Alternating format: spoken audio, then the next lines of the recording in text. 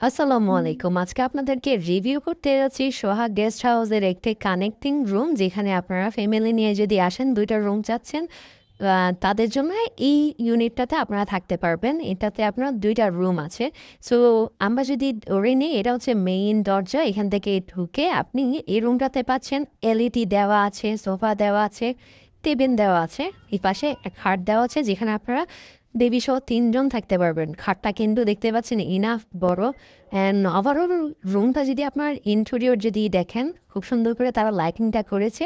এপাশে একটা এসি দেওয়া আছে, আপনার এই পাশে একটা টেবিল দেওয়া আছে, মিরর দেওয়া আছে, লাগেজ টাগেজ আপনার এখানে রাখতে পারবেন। অ্যান্ড এলইডি দেওয়া আছে, এখানে আপনারা কমফোর্টেবলি ২ জন বসতে পারবেন।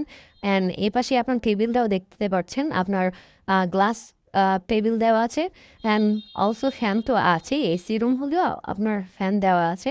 এখানে ইন্টারফোন দেওয়া আছে, আপনার হাউসকিপিংয়ে কল করার জন্য বা রিসেপশনে কল করার জন্য এখান থেকে আপনারা ফোন করতে পারবেন।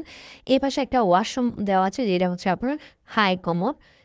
ও এই হোটেলের বা এই রুমটাতে আমরা যেটা বলেছি কানেক্টিং আরেকটা রুম আছে, সেটাও আপনাকে দেখাচ্ছি। এই পাশে আরেকটা দরজা দিয়ে যদি আমরা ঢুকি, এ পাশে একটা খাট দেওয়া আছে, এখানে আপনারা ২ জন থাকতে পারবেন। এ পাশে একটা সোফা দেওয়া আছে, ফ্যান দেওয়া আছে।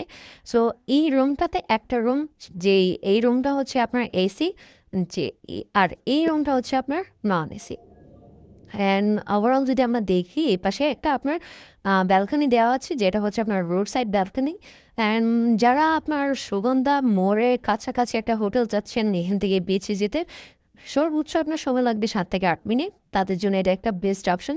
রিজার্ভেশনের জন্য নাম্বার দেওয়া আছে, আপনার নাম্বারে ফোন দিয়ে রিজার্ভেশন কমপ্লিট করতে পারেন। Thank you so much.